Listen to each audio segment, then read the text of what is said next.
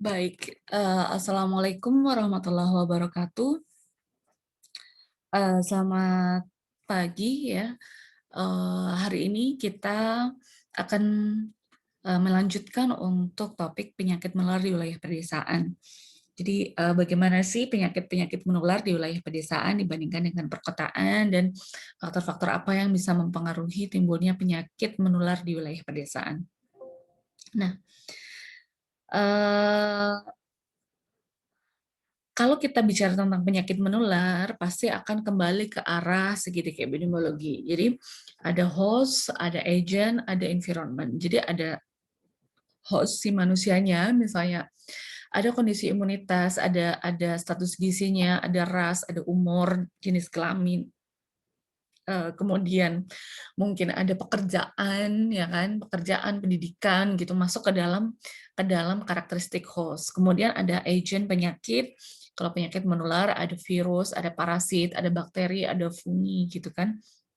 Kemudian kalau untuk misalnya lingkungan, di situ ada temperatur, ada kelembaban, kepadatan penduduk, kemudian kemudian mungkin juga lingkungan sosial terkait apa ya, sosial, budaya, itu juga masuk ke dalam lingkungan. Jadi kalau kalau kita bicara bicara tentang wilayah perdesaan, kita bisa melihat bahwa seperti apa sih kondisi dari 3 faktor antara host, agent, dan environment ini di wilayah pedesaan gitu kan. Nah, ini bisa menggambarkan bagaimana penyakit menular di wilayah pedesaan. Jadi, apa sih yang membedakan wilayah pedesaan dan perkotaan gitu terkait yang paling apakah hostnya berbeda gitu kan? Apakah kondisi manusianya berbeda? Kalau kita lihat kalau misalnya kondisi imunitas, apakah gizinya gitu kan? Kalau mungkin yang bisa mempengaruhi adalah misalnya, oh, karakteristik pekerjaan gitu. Karakteristik pekerjaan, di wilayah perdesaan lebih banyak ke arah pertanian. Nah, ada beberapa penyakit-penyakit menular yang mungkin, berhubungan dengan karakteristik pekerjaan. Misalnya, leptospirosis, penyakit menular yang disebabkan oleh, air, bakteri Leptospira yang ditularkan oleh, ada di air kencing tikus. Nah, itu kemungkinan besar itu akan lebih banyak di pedesaan dibandingkan perkotaan karena karakteristik pekerjaannya. Itu salah satu, oh, karakteristik apa sih yang berbeda antara desa sama kota yang bisa menyebabkan, oh, penyakit ini lebih banyak di pedesaan dibandingkan perkotaan, misalnya seperti itu. Kemudian yang mungkin akan mempengaruhi adalah kondisi lingkungannya, lingkungan lingkungan misalnya lingkungan rumah, lingkungan, fisik seperti, oh, masih banyak, apa ya, semak-semak, apa ya, kayak kalau di desa tuh banyak yang ke arah semak-semak, genangan, selokan, ataupun kalau misalnya kalau kita bisa contoh kayak penyakit malaria, banyak, apa, kondisi lingkungan yang bisa masih kondusif untuk perindukan nyamuk Anopheles misalnya. Nah, itu juga bisa mempengaruhi penyakit-penyakit tertentu ada di pedesaan gitu ya, kayak misalnya malaria lebih banyak di pedesaan, kalau dengue, penyakit demam berdarah lebih banyak di perkotaan. Itu juga sangat berkaitan dengan karakteristik lingkungannya, karena Aedes itu lebih lebih suka dengan lingkungan yang, perumahan, rumah-rumah, karena dia bertelur di kontainer atau si tempat tempat tempat penyimpanan air yang bersih. Nah, itu mempengaruhi juga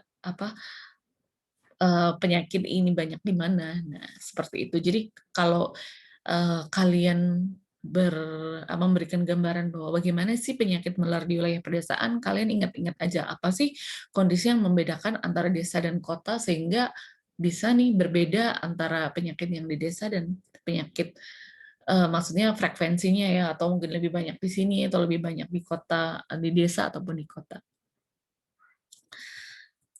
Nah, penyakit menular, penyakit yang disebabkan oleh agen infeksius. Ada virus, bakteri, parasit tertentu yang timbul melalui transmisi agen dari host yang terinfeksi ke host yang lainnya yang rentan secara langsung maupun tidak langsung. Kalau kita lihat bahwa di cara penularan itu kan ada medianya, ada media, ada waterborne disease, ada airborne disease, ada vector-borne disease. Jadi ada udara vektor langsung ke host yang rentan, dari agen ke host yang rentan. Nah, Indonesia merupakan wilayah tropik dan dinamik yang secara sosial ekonomi merupakan kawasan yang kawasan endemik berbagai penyakit menular gitu kan. Oke. Nah, penyakit menular juga dapat berpindah atau bergerak dari satu wilayah ke wilayah yang lain melalui mobilitas penduduk sebagai sumber penularan maupun komunitas sebagai wahana transmisi. Penyakit menular tidak mengenal batas wilayah administratif pemerintahan. Iya, karena kalau kita lihat kondisi sekarang mungkin beda dengan beberapa satu dekade yang lalu, bahwa bagaimana perkembangan fasilitas jalan, kemudian bandara dan lain-lain ya. Jadi apa ya, terjadi perubahan, terutama mobilitas penduduk itu kan sudah menjadi sangat gampang, akses wilayah juga menjadi sangat mudah gitu, sehingga orang itu bergerak. Nah, biasanya penyakit-penyakit menular kan dari host yang terinfeksi. Dari host yang terinfeksi, kemudian dia bisa, mobilitas ini bisa menularkan kemana-mana. Jadi, bagaimana, ya tergantung mobilitas. Bagaimana mobilitas di wilayah pedesaan dan perkotaan? Memang kalau kita lihat, ini ya, mobilitas lebih banyak di perkotaan ya. Kalau misalnya penyakit-penyakit yang dipengaruhi oleh mobilitas, orang-orang di perkotaan mungkin lebih banyak mobile kemana-mana, jadi kemungkinan untuk bisa meningkatkan penyakit juga tinggi. Tetapi juga di wilayah pedesaan, ya walaupun tidak setinggi di pedesaan, tetapi juga dimungkinkan ada yang namanya kasus impor terkait mobilitas ini. Ada beberapa penyakit menular yang misalnya kasus malaria, itu banyak terjadi kasus impor atau kasus yang berasal dari daerah lain. Misalnya pekerja dari Kalimantan atau daerah daerah luar Jawa atau daerah endemis malaria, kemudian dia pulang ke desanya. Nah, di situ dia ada faktor yang bisa menularkan, ada Anopheles, kemudian si nyamuk itu bisa menularkan ke masyarakat di sekitarnya. Itu juga bisa terpengaruhi oleh mobilitas penduduk ya.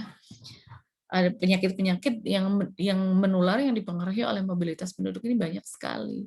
Dengue, malaria, penyakit menular, tuberkulosis, ya hampir semua penyakit bisa dipengaruhi oleh mobilitasnya, karena si agennya itu biasanya akan ada di dalam hostnya ataupun ada di dalam vektor pembawanya. Jadi ada dua, apakah mobilitas dari si orang yang terinfeksi atau mobilitas dari si reservoir, misalnya tikusnya yang membawa bakteri leptospira atau nyamuknya yang membawa virus dengue atau membawa parasit si plasmodium gitu. Itu juga bisa menggambarkan dari segi mobilitas.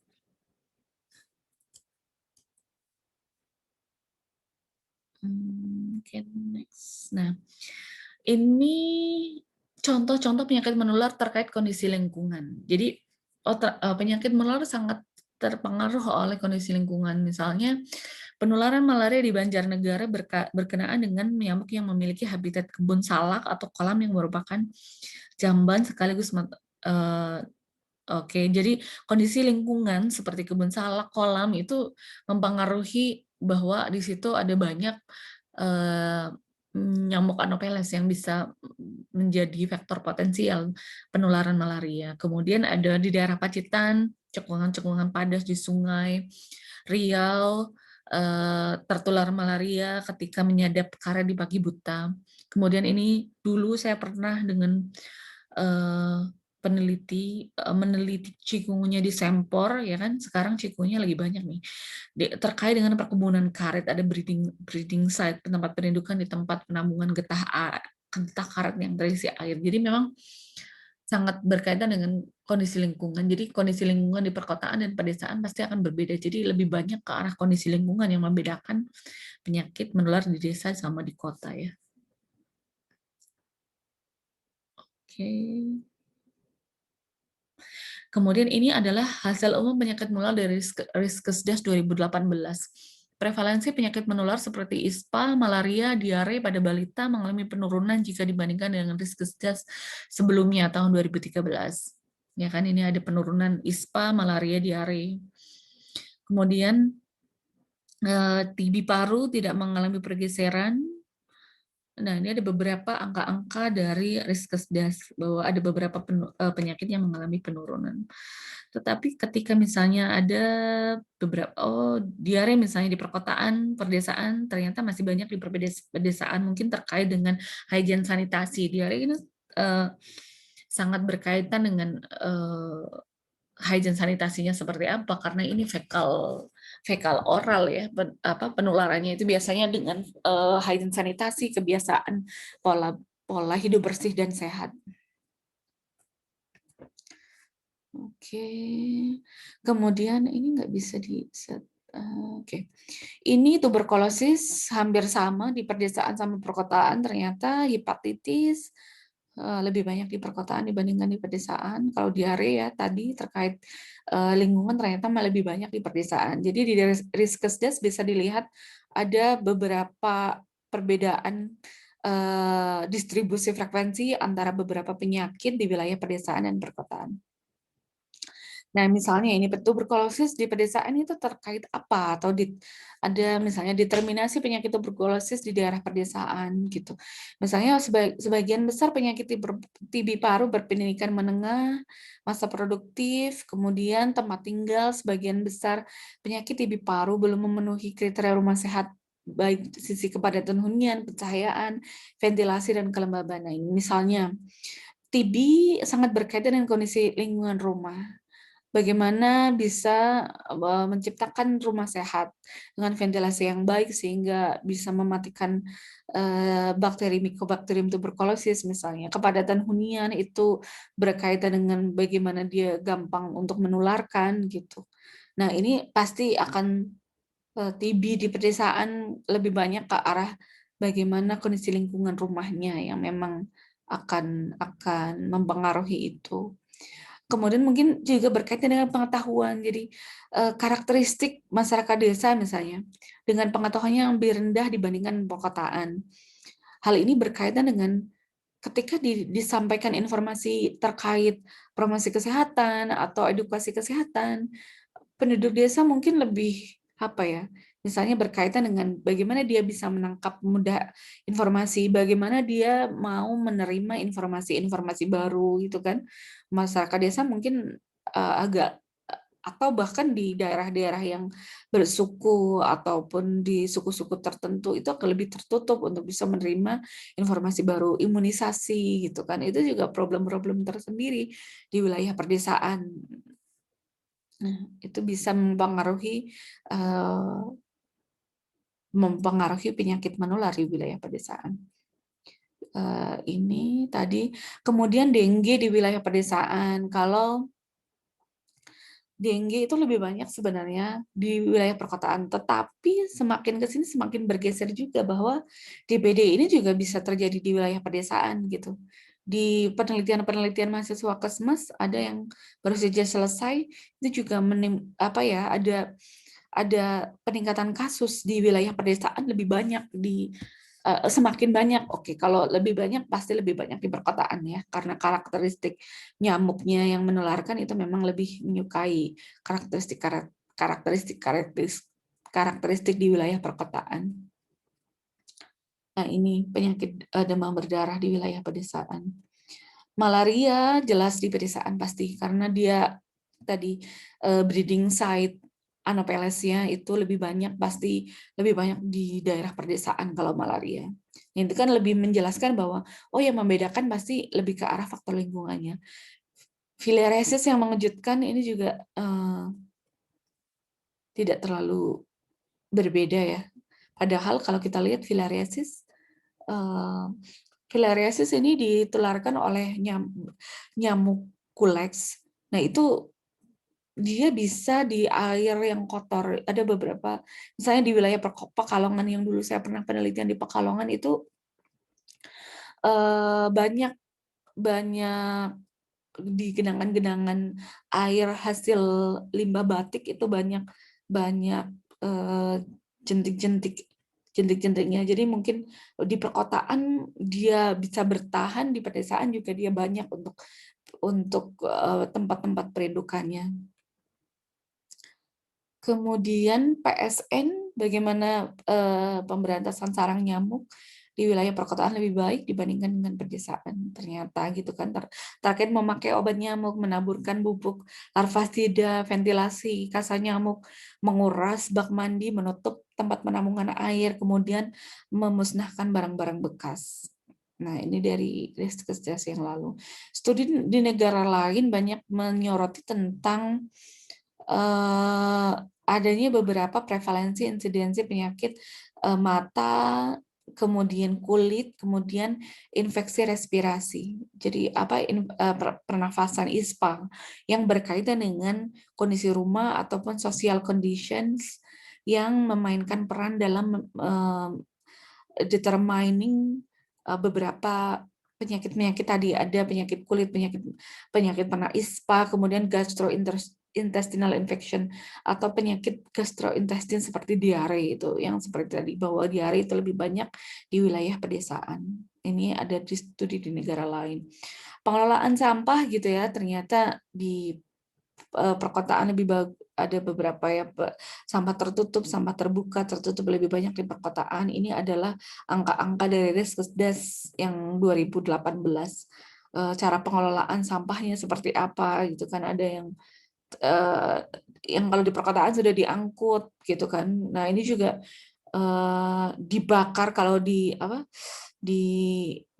pedesaan lebih banyak dibakar, itu bisa berkaitan juga dengan pernafasan ya kan, gangguan pernafasan itu bisa mempengaruhi juga. Jadi kita lihat dari kondisi-kondisi lingkungan ini, nah ini pengelolaan sampah, penyakit-penyakit menular yang bisa terjadi karena pengelolaan sampah yang tidak baik, diare ya kan, lalat sebagai faktor mekanis yang bisa menularkan